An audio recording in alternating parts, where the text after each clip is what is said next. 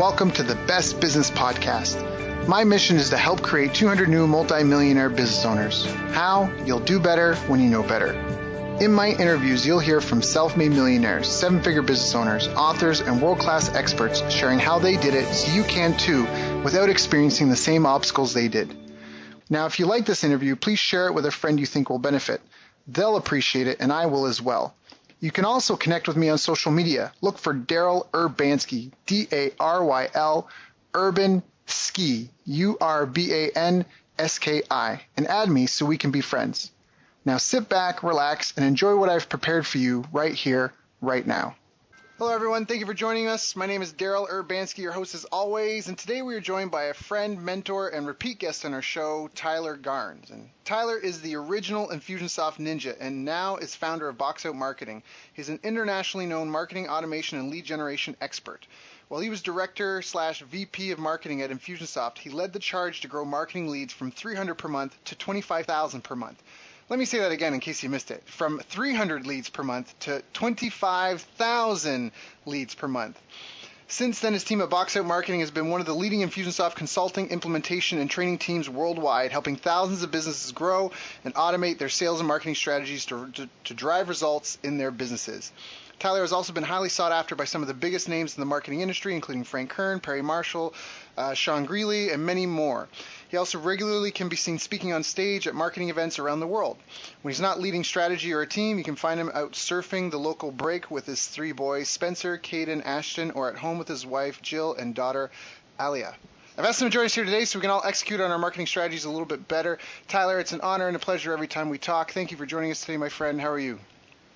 Doing great, and thanks so much, Daryl. Really appreciate you having me on the show. Yeah, well, we get a lot of positive feedback, but every time we talk, and as I said before, I've known you for years, I've been following you, I've always impressed every time I see what you're up to, so it's an honor and a pleasure.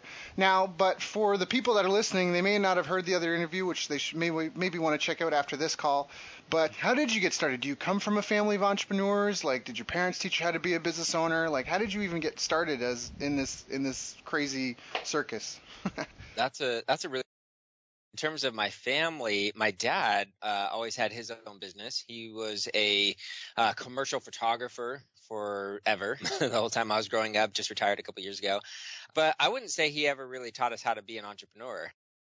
He would have known what to teach us. What he did teach us, which I attribute so much of my success to, is hard work. A couple things like hard work, initiative, and being the idea person. Those are things he always talked. So he would incentivize us when he'd give us a job to do that we might get paid for. He would say, hey, if you get this done, I'll give you $10 or whatever. But if you get it done in half the time and you do quality work, like he was always trying to help us understand that if we did it better and we did it faster, then that creates more value in the world.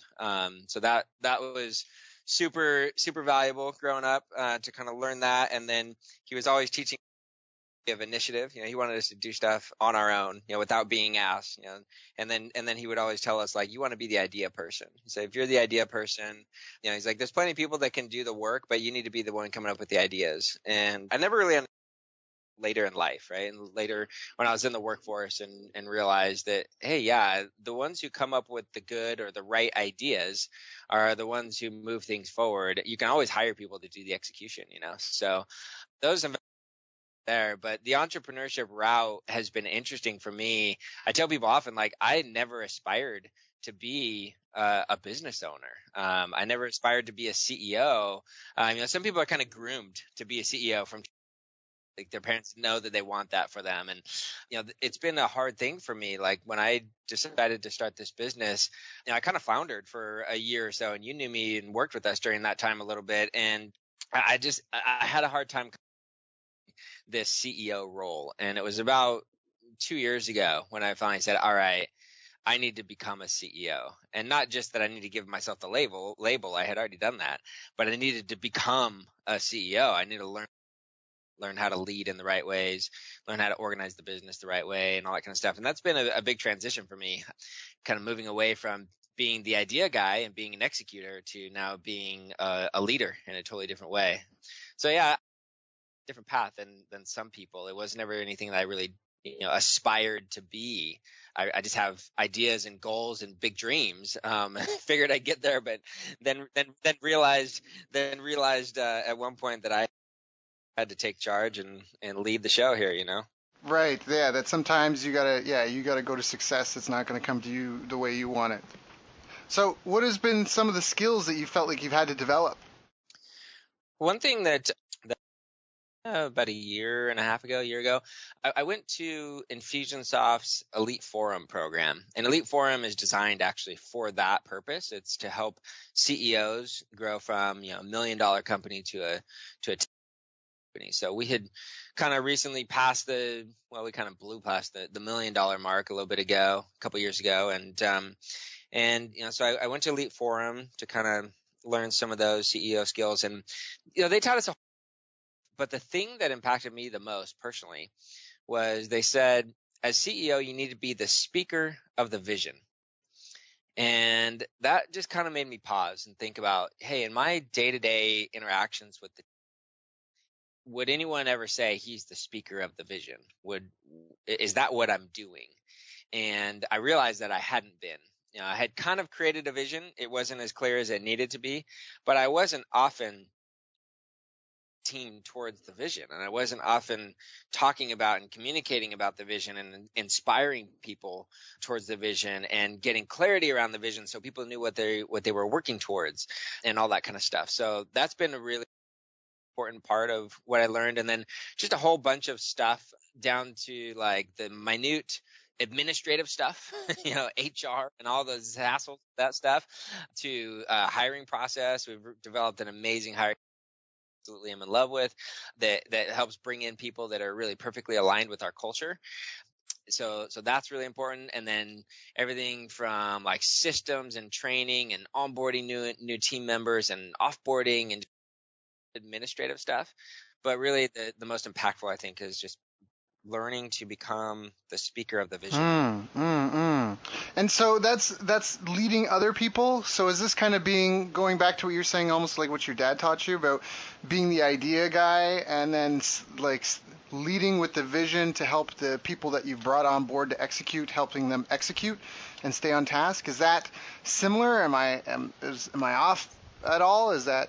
Yeah, no, that's part of it. So I've always been, for most of my adult life, I've been in some type of leadership role. So leadership, takes on different forms. And I think as I always have done a fairly decent job of, making sure people feel valued and that they're, doing reviews and helping people see where they can improve and encouraging them and helping them to become better. And being the speaker of the vision is really about building a tribe of people that are all working towards the same thing. They're inspired by the goal and they're loyal to the purpose, right? So the vision, the way, and this is similar to the way a lot of experts talk about this topic, but there's really three components to it. There's the purpose, so why the company exists, the mission, what you're out to achieve, and then your core values.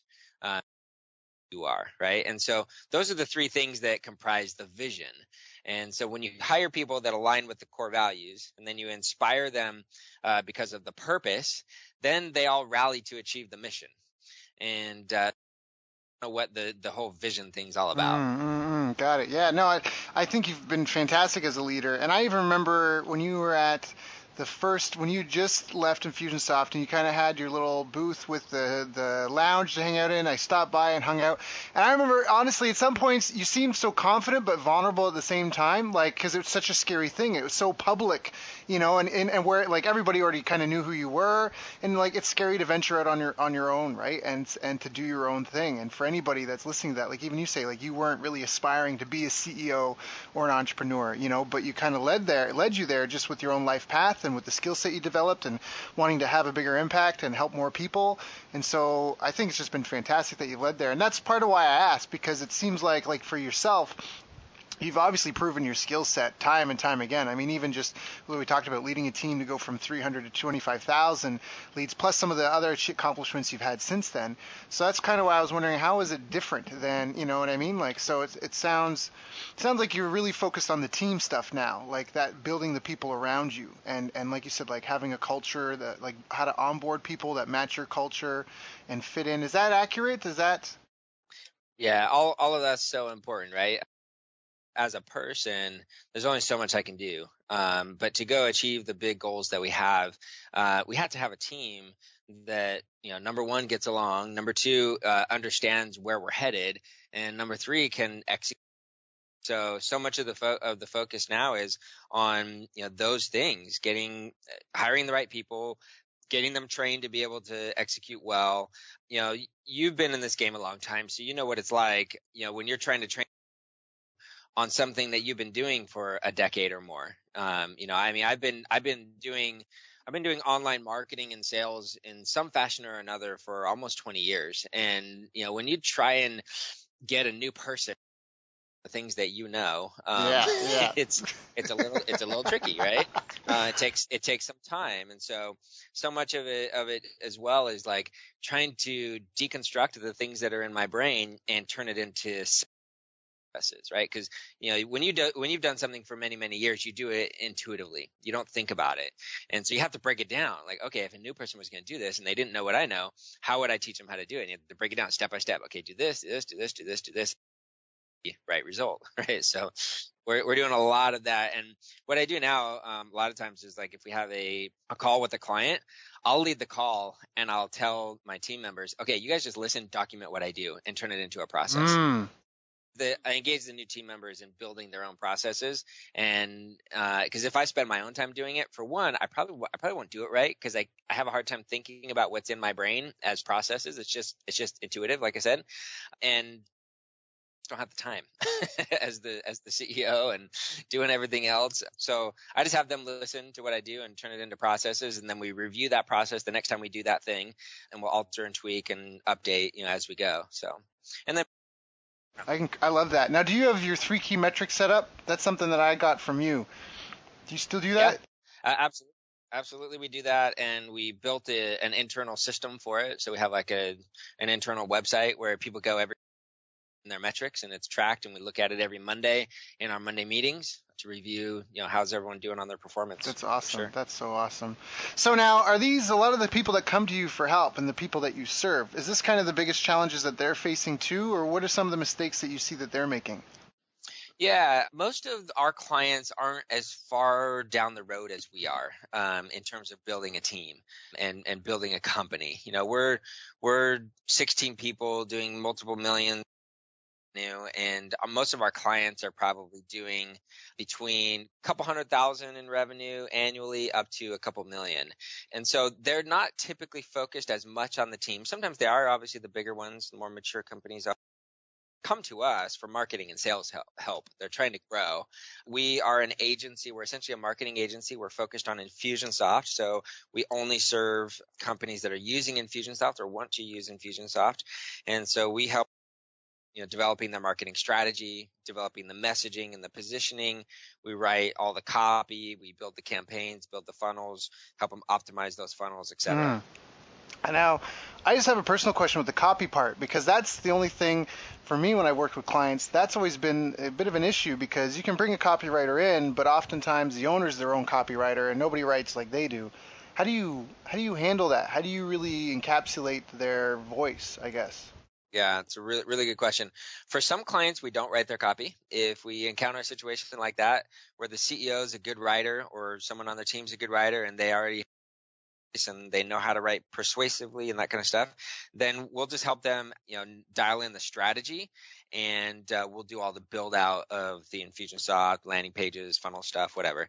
But when we have a situation where we have a whole kind of proprietary process that we follow to dial that in. So the first thing is we have the client go and interview 20 or more of their past customers, and we have them break that up A group of customers that they absolutely love working with, that are highly profitable customers, and a group of customers that they don't ever want to see or talk to ever again. The people who request refunds and complain and unprofitable customers. It's important to understand the distinction so that your marketing attracts the right ones and deters the wrong customers. So we have them interview them. We have a proprietary set of questions that we have them ask to that all guides the messaging and the positioning. And then when we write copy for these clients, we will write a draft and then review it with them, and we'll have them give us feedback on kind of the voice and various different things, and we'll match it. If they've written anything in the past, blog posts or their own website or emails or whatever, our writers will review that stuff, and they can do a pretty good job at matching the tone of the client. Got it. Excellent. That's awesome.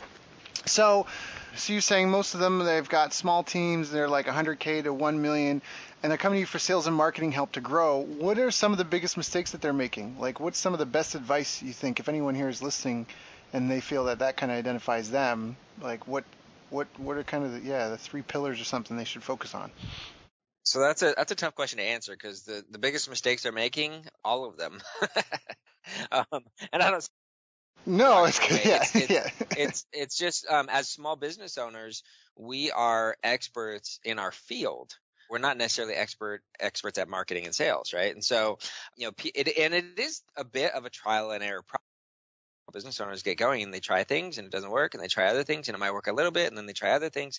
So I don't say that to demean our clients at all. I mean it to say that it's that process of trial and error and figuring things out. So they have often made lots. But the things that we continue to see, number one, not nurturing the list well. So you're building a list of prospects and customers and whatnot, and if you're not communicating to them often, then when you do communicate to them, they're not expecting it, and they mark your emails as spam or whatever. Just when it comes out of the blue, it doesn't work well. So you need to have that constant communication. Second thing is not building a relationship. If it's all like salesy stuff, buy this, then there's no relationship there. So you have to do some relationship building. And the third thing I'd say is not making it personal. Part of the relationship stuff, but beyond that, making sure that your communications are personal and relevant to each person. And we can talk about that more in just a minute. I want to dive into that a little more deeply if we have time. And then the fourth thing I'd say is not automating it. Like if they're trying to grow, there's just no way you can keep up with everything. So you've got to figure out ways to automate. So now I didn't hear anything about actually doing the sales piece, like asking for the order or anything like that. So where does that fit in? Yeah, good question. Our clients usually don't have too much problem with that. They're trying to grow, so they're just trying to build the list, trying to sell. Yeah, and so but sometimes their conversion process is. So they might be doing a good job building a list, but then they're not converting them into sales. And so if it's an online sale, we'll work on the right kind of funnel. If they're selling with a sales team, we'll help them build sales processes and sales pipeline management within Infusionsoft, so they their leads, know exactly what's going on. We'll help them identify what the stages are and how to move people through a sales process and things like that. We don't necessarily teach sales techniques. That's not our expertise, but at least managing the process and making sure that no one's you're following up with everybody and that kind of stuff is something that we do. Right. Fair enough. I love that. So you said you wanted to dive in a little bit more. What did you want to expand on when it came to making it personal? So here's where we're having a lot of success in an area where most people screw it up. And the idea is that you get something like Infusionsoft or MailChimp or Constant Contact or whatever other system you're using to communicate with your audience for some automation. And so then people automate in bulk. And what happens is you just send generic messages to your whole list. It's not personalized. And so then us all to just ignore what comes in the inbox, and we just delete, or we set up filters and we filter it all into a spam folder or whatever. And so what we're like hyper focused on right now is what we call ultra personalization. And So, if we build a funnel for you, each person that opts into that funnel should have a different experience because they're different. But it's automated. And what we find is that you can on a lot of different factors, right? You can segment them on who they are. You can ask them questions like, hey, what's your biggest challenge? You can segment them on that. And those things are all good. But what's most effective is segmenting on their behavior. You can talk to them very based on their behavior, and their behavior will indicate their interest more than anything else, more than what they say. So what they do is actually a better indicator of their interest. So if they click on a link form, if they visit a web page, if they do this, if they do that, if they read a text message, all these different types of things, we can trigger follow-up based on that. And then you just want to personalize that follow-up as much as possible. So we're integrating a lot of SMS as well. So like you can send someone a text message that includes a photo, and you might merge in their name into that photo in some way to make it personalized for them. And so they get this, for one, very personalized mess, but then they get a photo with their own name in it, and you can come up with creative ways to do that, hold up a little sign and merge their name into it. Hey, I was just thinking about you, Daryl, and it's like handwritten. So it looks like you just wrote up that sign and sent it to them. Various different things like that to really create engagement and make it personal, but always based on their behaviors. So it's relevant to them. They know, oh, I just did this and then I got this response. So, I mean, to them, it appears like you're just doing them instead of it being automated. That's I love that. Now, it's kind of a sidebar question, but what are you automating around your house? Around my house? That's a good question. I don't spend as much time at my house as I should. Jill and the kids are at home and I'm at work. Yeah, I just remember you used to always ask, like, every time you did something at home, you're like, how do I automate this? And you've always you've always walked a great line between understanding technology and programming, at least enough to get things done, and then obviously marketing. And so it's just like you said just now, like I know there's people that are just probably their minds blown. They're like, what, merging a name? And like I know how to personalize emails and postcards and all that sort of stuff, but an image for a text, like, anyways, so that's why I had to ask. I'm like, what are you automating at home? Yeah I'm not automating much at home right now, truthfully. Okay. You need to put your wife on a drip campaign, get some flowers going. I've done that before. I think we've talked about that, where like I was going to be gone for our anniversary. I automated like this whole scavenger hunt thing throughout the house, but it was like driven by email. So it's like she opened an email. She got an email that morning and said, hey, go do this. And then when she did it, there was like a clue and she had to type that into a web form and then it triggered another message. So I've certainly done that. You can use Infusionsoft for just about anything. Right? That's so funny. That's awesome. Put an automated flower delivery drip system in place, though. Like once a month, just deliver flowers. That would be amazing. You know what? It's so funny, Tyler, because I haven't thought about it maybe the last year and a half, but I would say probably for 6 years or more. In the back of my head, I'm like, if someone just did like a dating service for guys, like tell us your girlfriend's name, tell us your anniversary, like that sort of thing, like. And you had the flowers, the name merge, the little poem, the card, like that. Like you could charge a lot of money per month for that sort of service and advertise it at Maxim and Men's Magazine. You would just clean up. So, and all it would be is just like one to three, sequences, right? With some personalization, just anyways. So. Yeah, there are companies out there that do that. We've actually worked with a client or two, helping them set up that kind of thing. Wow. Exactly. Yeah. So there must be money in it. So anyways. Now, what are some of the habits that you see some of your most successful clients using or having as owners, and just even with helping you do your job better? Yeah, so one thing I'd say, again, we work with companies that want to grow, right? So I'm going to focus on that aspect of it. But one thing is, they realize at one point that in order to continue to grow, they have to figure out advertising. And in doing so, they dedicate a budget and they're committed to that budget every single month, even if it's not working out. So they might say, all right, we're going to spend $1,000, whatever the amount is, on marketing and advertising every single month. And we're going to do that every single month until we figure it out. And then when we figure it out, we'll start ramping up the spend. But I see people all the time who like, oh, I tried a Facebook ad, it didn't work. Facebook doesn't work for me. It might work for everybody else. It doesn't work for me. Well, you didn't spend enough time and energy figuring it out. Like I said, it's a bit of a trial and error process. And so those that just dedicate the time, energy, and money every single month until they figure it out and they say, hey, every single month, then those are the ones that will end up being successful. But if you just like, oh, I'm going to try this out and see if it works, it's not likely going to work the first time. And if that's all you're going to put into it, then you is for growth goodbye.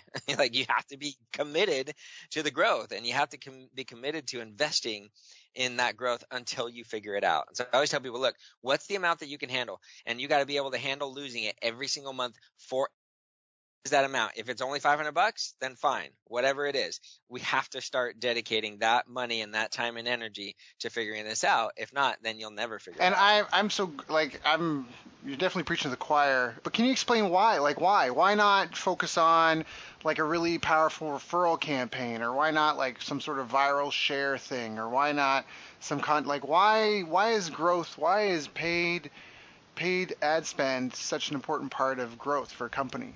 It's a really good question. 99% of the companies out there will stop growing at some point without advertising. Every once in a while, there's some like just interesting, creative, idea that does kind of grow virally, right? But those are so rare that it's not worth trying to figure out how to create that. That it kind of happens by accident. So most businesses, what happens is the business owner themselves is the originator of the message, right? So they talk to their friends, their friends talk to their friends, etc. So if you try to like do it organically, what happens is most business owners aren't great at creating a really, really strong, compelling message. And so the message dies after a couple of generations, right? I tell you, you tell your friend, your friend tells another person, and the game telephone, right? The message gets changed. It gets changed over time. And if it wasn't super, super strong to begin with, then it dies. And so whether it's a referral program or whether it's just your own kind of organic market and things like that, then it will eventually plateau. You can certainly grow, and most companies will start growing and grow very well in the early phases through, organic, guerrilla style marketing and things like that. And those are great things.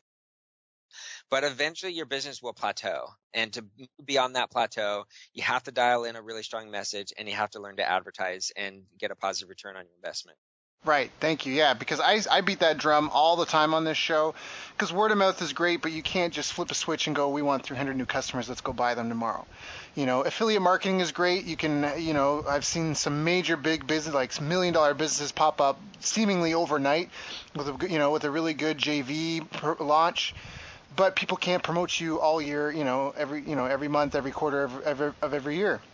So it's like, peaks and valleys. And like you say, like content marketing is great, SEO is great, but a change in the algorithm, all of a sudden, you went from the top to the bottom. So, but paid media, when you know what you can afford to spend to buy a customer, and you've got like a toolbox of ads and offers and hooks that generate, eyeballs into leads and sales. I mean, it's like having a tackle box, and you can just go fishing anytime you want. And as long as you can pay to go to the pond. I mean, that's kind of what it is. You're paying. It's almost like an entrance fee. Like if you're a gambler, if you like want to pay, you got to pay to sit at the table. You got to pay to get your offer into the Facebook's inventory for those spots on the side or wherever you're advertising. So that's fantastic. Okay. Yeah, that's great. I think we've really hit a ton of great stuff. I hope people are writing things down on this, because we've covered some fantastic things. You may want to re-listen to this interview, or even check out the first interview we did with Tyler. So now, what do you feel is kind of the future of where things are going? Where is all this headed, Tyler? Yeah, it's headed in a bunch of different directions. Email as a medium is declining in effectiveness, mainly just because so many people are automating in bulk. Like, so it just fills our inboxes and it's not relevant stuff. And so utilizing SMS, utilizing Facebook Messenger, messenger bots and things like that. And those things will eventually go as well. And so the key is to always understand what's the most relevant medium to communicate to your clients with, and always being able to adapt. The communication shouldn't really change, right? The actual the techniques you use for for communicating, for persuading, all that kind of stuff, as long as you're staying very personalized and relevant, then that's what matters. But you got to get it to them in the right way. So situations where direct mail is becoming really relevant again, partly because so many people are not doing it anymore that it actually makes you stick out. But yeah, I think it's just a matter of staying on top of what is the most relevant medium, and figuring to do the personalized automation with those Right. mediums. And so it's not so much something you deciding what you feel is like the new shiny, like, oh, I want to get on with a chat bot or I want to do that. It's what your customers, right? It's what they dictate. What do they respond to? It's a fantastic For point. sure. Yeah. About where are they? If all your customers on Facebook, great, stay on Facebook. If they're somewhere else, then you got to go find out where they're at and communicate to them there. Now, if someone's below the $100,000 mark, if someone listening, because you said that a lot of your clients are between 100,000 to $1 million, someone's below that, do you recommend that they start with paid media? Is that the best traffic strategy you would recommend to someone that might be starting out or struggling? It all depends on the business model, right? If you're doing $100,000 and you're just one person, then there's probably some extra money to focus on some advertising. If not, when you're doing $100,000, you're probably really struggling. So I'd be looking at partnership opportunities, some organic ways to grow, content marketing, referral programs, all those without an initial upfront cost. Right. But the goal would be to get something going with paid media, like you said, that you can commit to developing. Because this is Claude Hopkins' scientific advertising, right? Treat your ads budget like you would a sales rep. You wouldn't, if you had to hire a sales rep, you wouldn't expect them to go out and be able to hit it out of the park as well as someone that's already been selling it for a period of time. That there would be a learning curve, or there would be some sort of investment in them before you have to decide that as well. So it sounds like even you say like just dedicate to this, this is a metaphor, but we have an opening for a sales rep, right? Someone that's going to go out, knock on doors, and bring in leads and sales. And that's whether it's Facebook or AdWords or you're paying for spots in the newspaper, wherever your market is at, but dedicating a budget to that every month. And whether the person you've hired or the ad you've chosen or the channel you're spending that money on is working or not, you're going to give a fair chance, but then you might kill it. So you're not necessarily saying, hey, just spend that money every month and lose it, but you try new things, but you're basically dedicating to hire for that position. You're dedicating to get that up and running somehow. And if Facebook doesn't work, then try something else. And if that doesn't work, then try something else. But be realistic in that it's going to take some time, like any new sales rep, to figure something out, and that you need that role filled eventually at some point if you're committed to growth. Is that a fair statement? I don't want to put words in your mouth. Yeah, absolutely. Yeah, that money. It's about. You brought up scientific advertising, but it's about scientifically testing every single month, and figuring out what works, right? And you have to go at that with a scientific approach. Like, hey, we're going to see what works better, and then whichever one works better, you take that and now you try a different variation, and it might be a different medium, it might be a different ad, it might be tweaking words, who knows, but you just got to keep trying. But someone that effort. It's not something that you can just flip a switch and automatically results come in. Someone needs to be dedicated to that effort. Like when I was doing that at Infusionsoft, you mentioned growing from 300 leads a month to 25,000 leads. It was really just a daily effort, trying something new, testing it, getting the results, and then tweaking the next day. Like every single day, looking at those numbers and moving the needle forward a little bit and making sure you're getting a positive ROI on. So if you're spending $500 a month, you might lose it a few months, but if you can get to a point where you spend 500 and you make 600, great. Can I make 500, or can I spend 500 and make 700? And it's just every time trying to increase the ROI of, but you have to take a scientific approach to it. That's fantastic. So now, what do you feel is the best advice you ever got? Wow, that's a broad question. As a CEO. In your business career, like if you had to tell your kids, if you had to tell your sons and your daughter, if you had to tell your kids like something about that, like your dad had some things that you told, like be the idea guy, you can hire that out. What would you want to tell your kids if you had to tell your kids like a message right now? What do you think would be the best advice you could give them to help them be successful in steering their own ship in terms of directing themselves and their income earning ability and that? Sure. Yeah, a couple of things. One, focus on and learn leadership. So like I'm reading a series of leadership now. I think there are just skills and things that no matter what you do, you need to learn to be a leader, right? You just have to.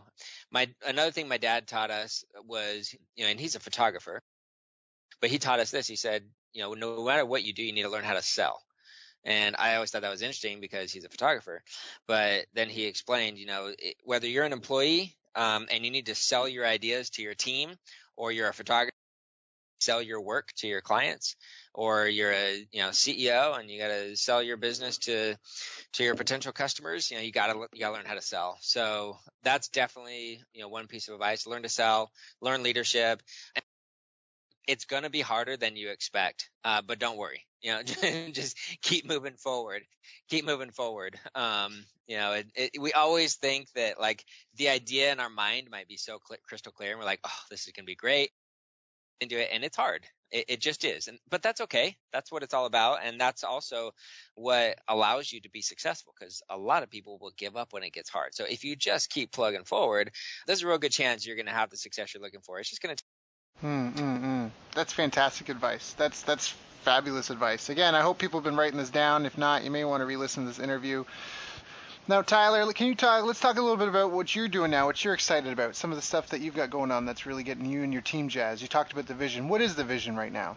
Yeah, so our purpose is to succeed, right? We're all about helping people get the value out of Infusionsoft. I mentioned that we're and I call us an Infusionsoft agency. So we're a marketing agency focused on Infusionsoft specifically. And so that's what we're all about as a purpose. That's why we exist, is to help Infusionsoft users grow their companies and get to where they want to go. The way we've actually is we say we take small business marketing automation results to the masses. So for us, it has to be about results. There's a lot of people who will do Infusionsoft work for you, but they may not be the strategist. They may not be really helping you optimize. And so we take small business marketing automation results to the masses. Infusionsoft has been a tool for small business owners, but not really for the masses. The price point, isn't exactly for the masses. And a lot of people get into it and don't get the value out of it. Leverage it. And so this idea of taking it to the masses is, hey, look, we know how to leverage this thing. Let's take it to everybody. Let's help all small business owners get the value out of Infusionsoft, because it's absolutely amazing. So that's why we exist. Our mission right now is to help 10,000 results from marketing automation. So it's putting specifics on that. We want to go help 10,000 small businesses do this. So we're at about 650 right now. So we're getting close to our 10% mark, but that's a 2 to 3. So we've got some time to keep building on that. So that's our purpose and our mission. The way we've been doing that is as an agency. So basically done for you services, one-on-one working with clients, building funnels. The process of launching some other ways that we help people as well. We recently launched our Infusionsoft Success Lab. The Success Lab is a membership site with courses to train you on Infusionsoft. That is master Infusionsoft in 10 minutes a day. So we've broken everything down into 10 minutes or less, bite-sized increments that you can just kind of jam through, learn what you need to learn. Each of the courses have assessment test at the end to make sure you've learned what you need to learn, and then you get a certification if you pass the test. So then all right, I've actually learned this stuff, I've learned it well, and I can move on to the next course. So it's a full detailed training system. And we've developed in the process something that we call the way. So Infusionsoft is a super, super powerful tool. It's amazing. One of the things that makes it so amazing is that you can bend it to your will, right? You can flex that thing and make it do whatever. But that is the exact problem that is the exact feature or situation that causes problems for new Infusionsoft customers, because they get in there and they're totally confused. Don't even know what to do. They don't know what to do, how to bend it. Yeah. And so we've created a system of rules and organizational structure that when you learn it, and it doesn't take long to learn it, but once you learn it, you get into Infusionsoft, it all makes sense, because you're like, oh, I just follow these rules, I follow these steps, thing comes together in a beautiful way. And so the Success Lab teaches the way. And so the other thing is it creates a standard for how to implement Infusionsoft. So if you learned the way, Daryl, and you built a campaign, I don't care what it was about, but you built any kind of think up, any one of my team members or really anyone in the Success Lab who's learned it could open up that campaign and know exactly how it operates and exactly how it works, because everything's consistent in when you use the way. So that's one of the things that I'm really pushing forward on our community, is trying to establish some standards, because it can be very, very confusing to open up a campaign and try and understand what it does if it's not built in a specific way. And so the way is really, really important in forward with all of this. It's something that we've been using and implementing with internally for the last couple of years, but now we're sharing it with the world and teaching it in a systematic way. So in the Success Lab, we also do a lot of with our members. So every week we have a workshop. 1 week it'll be training on a specific topic, and then the next week is open office hours. So you can get on there, ask questions. I help you. We might open up your Infusionsoft account, dig in, build campaigns for you, all that kind of stuff. It happens in a group setting, like on a webinar, but that's one way that people get a lot of value out of being members of the Success Lab. They get that hands-on help at a fraction of the cost, if you were just paying you one-on-one. Yeah, help in Infusionsoft isn't cheap. So that's awesome. So now, if anyone's interested in that, where do they go to get in touch with you or to find out more about the Success Lab or any of your other services? Yeah, so for the Success Lab, just go to successlab.boxoutmarketing. The easiest URL to remember, but pretty straightforward. successlab.boxoutmarketing.com, and you can get all the information about it there. And if you want to find out about our services, as an agency, if you're interested in hiring, boxoutmarketing.com, and just click on request a consultation. That's awesome. So Box Out Marketing is what we're saying. So BOXOUT marketing.com. I've known Tyler, I don't even know how many years now. It's probably getting close to 10 somewhere. I know I've been using Infusionsoft for around 9. I mean, I've seen you through so many different phases of your life and my life, Tyler. I have to give you nothing but the highest recommendation in terms of professionalism, standards of quality of work, results you've been able to get. If anyone's been listening to this and they really are vibing with anything we've been saying, they're looking for some help or they're looking to, figure things out or get some guidance along the way, whether you want to do it yourself, you want someone to do it with you, or you want someone to just do it for you, I think Box Out Marketing and Tyler here could probably give you a hand. And I have nothing but the greatest confidence in Tyler. He's like my go-to guy for so much stuff, and it's always an honor to be able to share mind space with him on a call. And so if anyone here is listening to this, I highly recommend you check out successlab.boxoutmarketing.com, or just look him up on social media. I'm sure you can find him there as well. Tyler, is there anything that I didn't ask you that I should have asked you? No, I think we covered a bunch. One thing is, if you're not using Infusionsoft and you're interested to find out, hey, what is this all about and what can it do for my business, hit us up on our website as well. Just go to boxoutmarketing.com, hit request a consultation, and we can talk to you about what it can do for you in your business. It can be really, really powerful in terms of saving you time and money, as well as just generating more leads and sales. So if you're not an Infusionsoft user, we could give you some information about it. We can help you sign that you're interested in doing. And then, of course, we can help you get the most out of it through the Success Lab, or by just doing it with you or for you through our agency. Yeah, a lot of people get intimidated because you might see a piece of software and it might be $100 or $200 or $300, $400, or $500, and they look at the scaling options depending on how much you need it, and that scares them away. But you have to realize some of these tools, they're eliminating like 5 staff, 15 staff, 30 staff. Tyler's doing multiple millions with a small team of people, like less than 20 people. That's virtually unheard of pre like the last 10 years. If you rewound the time clock, 15 years, to do multiple millions with such a small team was really rare and unique. So, it's all through the power of automation, and that's almost a way to look at it as well, as you're not just paying for a piece of software or a tool, you're actually just, you're leveraging, so one of the things I talk about with my clients is the rule of 10,000, like how would you handle 10,000 leads? How would you handle 10,000 sales? How would you handle 10,000 complaints? How would you, that rule of 10,000 starts getting you thinking at scale. And if you thought about the number of people you would need to do that, to handle that amount, right? It's mind-boggling. Yep. But a piece of software and some good automation in place, it sounds amazingly real and amazingly human and personalized and not robotic. but it's software, and it's zeros and ones and clicks and stuff, and so and it's the same experience for every person. So Tyler, thank you so much for your time today. I know you've got 101 things to do and people to take care of, so I really appreciate you coming and sharing with my audience and I.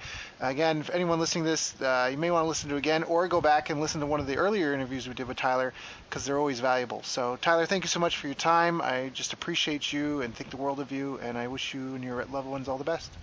Well, thank you, Daryl. Really appreciate being on the show. Always great to connect with you and catch up on things. You've reached the end of our interview. Now, first, let me thank you for listening. I appreciate and respect you more than you'll ever know. And now I'd like to ask you a couple of questions. First, what 3 lessons did you just learn? What 3 aha moments just jumped out at you? Second, what can you implement for yourself and your business in the next 24 hours? Third, what can you give to someone else to help you with, or give to them to just do it for you? Whatever it is, remember, taking action is the secret sauce to results. Now, if you think this interview would be helpful for a friend, please give them a link to it. It'll help them and it'll help me too. I'd also like to invite you to help me find out more about the challenges you're facing, your dreams, your goals, and how I can help you overcome what's holding you back. We both do better when we know better, and your success is my success. So please reach out and interact. You can visit our website, bestbusinesscoach.ca for Canada or California, where I'm from and where I'm living. You're welcome to also try out one of our paid programs.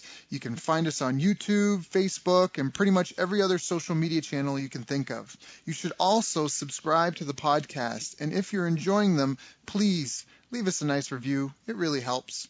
That's all for now. Once again, thank you. Take care of yourself, and remember, the world needs the best business you can build. And I believe in you. So look, I was privileged enough to sit in the room the other day and listen to Daryl present. I had the great fortune to spend some time with Daryl Abrinsky during this week, and we had an incredible 2.5-hour presentation from Daryl. Daryl was amazing. I got so many little nuggets of wisdom. I hadn't heard Daryl speak before, but what struck me from his presentation was he is one of these hidden masters in the internet marketing world who's worked on some pretty incredible launches. Daryl has a ridiculous amount of knowledge. Daryl Abrinsky's presentation was absolutely great. I really loved an incredible knowledge of numbers. He is a very articulate, very knowledgeable, very advanced marketer. Well, he talked a lot about keyword tools and how to research your niche. So it really created a lot of predictability around moving forwards in our business with the marketing and sales aspect, which is so important to any business to really see it grow. Where he walks you through step by step how to judge in detailed form how much money you could potentially make from a market based on AdWords, keyword research, and putting together quite complex Excel spreadsheets. And what I took away from it is not only understanding your niche market, but also looking at and breaking down and going, am I working with the right niche? Is there enough demand there for me to be able to reach my goals? And doing that hard research. There's a lot of gurus out there that present you a lot of the why and the what, but they don't necessarily give you the how. And what I really found with Daryl's presentation, there's no holding back. There was no holding back the screens or the curtains. Like, everything was given to really assist us. His feasibility and due diligence is incredible. And he was able to show us in a really short space of time how to cut through the overwhelm. You're giving us the exact tools that we can use to test something before we even go to start testing it by spending money on it. One of the biggest nuggets that I got out of his presentation was that when people pay, they pay attention, and when people pay a lot, they pay a lot of attention. I just love that. I think that's a great way to look at how to price yourself. And he was a great speaker, lots of energy, and it was really great to spend time with him.